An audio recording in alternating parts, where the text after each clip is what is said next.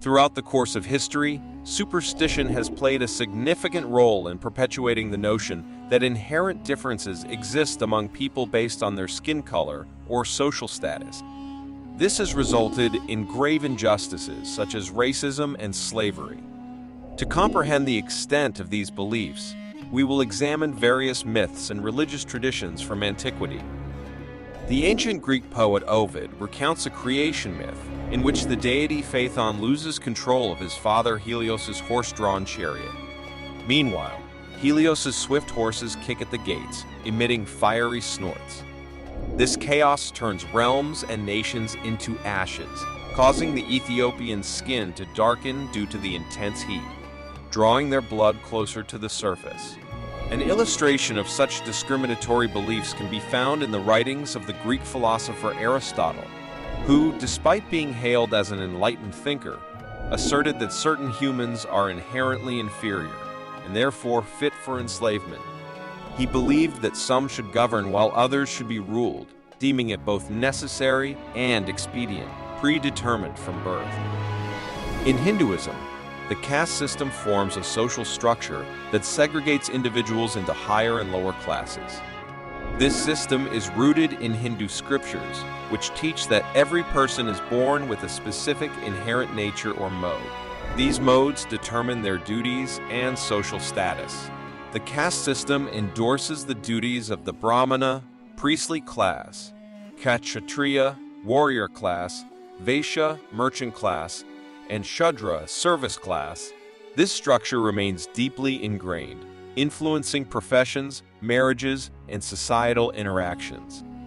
The historical association between darker skin tones and lower castes has led to severe discrimination and persecution. The notion of light-skinned superiority over dark skin is apparent not only in societal biases, but also in artistic representations of Hindu deities. Gods are often depicted as light or blue-skinned, while dark skin is reserved for malevolent incarnations like Kali. While exceptions exist, such as the depiction of Krishna with dark skin, they are scarce compared to light-skinned portrayals. Even respected figures like Mahatma Gandhi were not immune to these prejudices.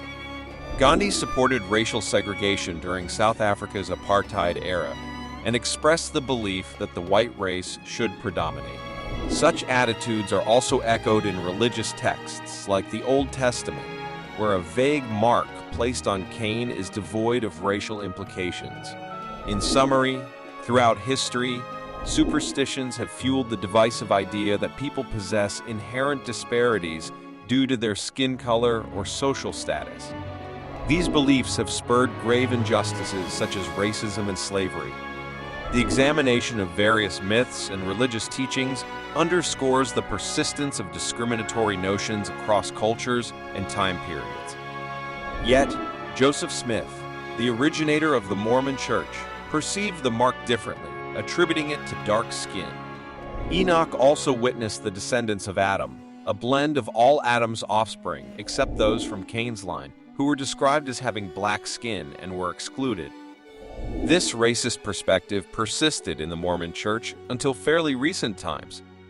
Another illustration comes from the book of Genesis in the Old Testament, recounting the curse of Ham. While the passage itself isn't inherently about race, some rabbis and Christian groups have given it racial connotations. The Babylonian Talmud elaborates on this, suggesting that Ham's son Canaan was afflicted with black skin due to a violation involving his father. This interpretation isn't universally accepted among Jews, yet it's important to recognize that in Orthodox Judaism, the Babylonian Talmud holds significant authority. Similarly, the leadership of Jehovah's Witnesses also adopted a racial interpretation of the curse, associating it with the origin of the black race. In the New Testament, there are explicit instances of passages bearing racial implications. One such example involves Jesus referring to the Canaanites, a non-Jewish group, as dogs. When a Canaanite woman seeks his help for her afflicted daughter, Jesus initially states he was sent only for the lost sheep of Israel. He likens the woman to a dog when she pleads further. This portrayal is inconsistent with the view of Jesus in Islam, where he's revered as a righteous prophet of God. To summarize, Joseph Smith's interpretation of the mark, along with Enoch's vision, diverged into the notion of dark skin as a sign. The Mormon Church upheld this racially biased perspective until the late 20th century. In the Old Testament, the curse of Ham has been interpreted racially by certain groups, despite the passage itself lacking explicit racial connotations. Both Orthodox Judaism and Jehovah's Witnesses have embraced interpretations tying Canaan's curse to black skin. In the New Testament, racial implications arise through Jesus' exchanges with non-Jewish individuals. However, it's essential to recognize that these interpretations vary among different faiths and their adherents. Here's another example from the New Testament. In the following passage, a curse involving blood is said to have been pronounced upon the Jewish people for their role in crucifying Jesus. But the chief priests and the elders persuaded the crowd to ask for Barabbas and to have Jesus executed. "What shall I do then with Jesus, who is called the Messiah?" Pilate asked. They all answered, "Crucify him." Pilate washed his hands in front of the crowd. "I am innocent of this man's blood," he said. "It is your responsibility." All the people answered, "His blood is on us and on our children." Throughout history, this passage has been used by the Church to rationalize its persecution of the Jewish community. Several popes enacted discriminatory measures against Jews, exemplified by Pope Paul IV, who restricted them to ghettos, prohibited certain professions, and mandated distinctive attire. In his statements, he echoed the concept of the blood curse by implying that Jews were responsible for their own enslavement. Viewers who adhere to Catholicism might dismiss these remarks as relics of the past.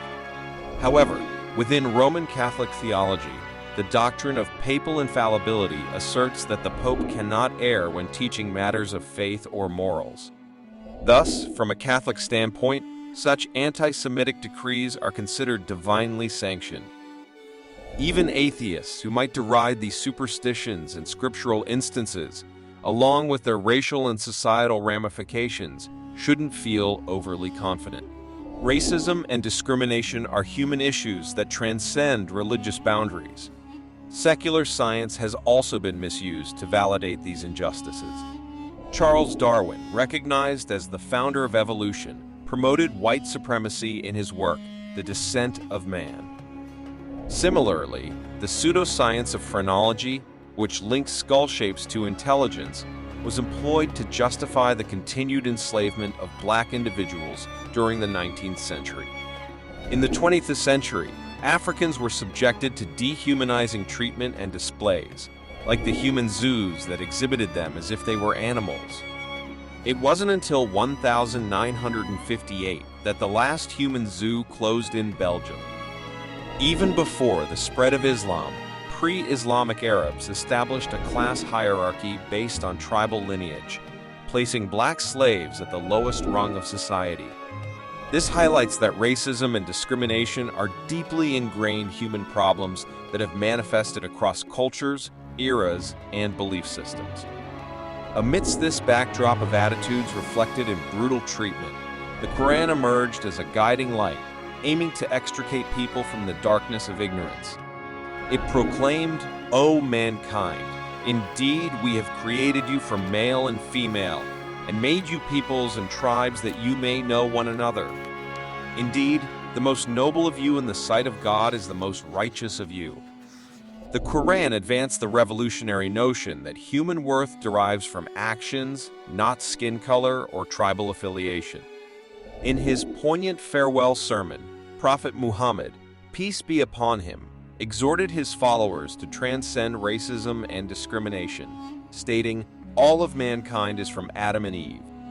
An Arab has no superiority over a non-Arab, nor does a non-Arab have any superiority over an Arab. A white person has no superiority over a black person, nor does a black person have any superiority over a white person, except by piety and good action." Islam's commitment to human equality is not mere lip service. It is manifest in practical measures at all levels of the faith. During the annual Hajj pilgrimage, millions of people from diverse nationalities and races stand united in worship, equal before God. Historian Professor Arnold Toynbee noted that the extinguishing of racial consciousness among Muslims is an exceptional moral achievement of Islam. In today's world, the propagation of this Islamic virtue is greatly needed. This video illustrates that throughout history, superstitions surrounding race and social status have been widespread, present in almost every religion and culture. Racism and inequality expose the human element in such systems, demonstrating their man-made nature. Islam stands apart as a beacon, untainted by such evils. This distinction attests to its divine origin, transcending human prejudices and embodying the wisdom of the Creator. If you found this video enjoyable, please consider liking and sharing it. Additionally, subscribing to this channel will ensure that you receive more updates in the future. Thank you.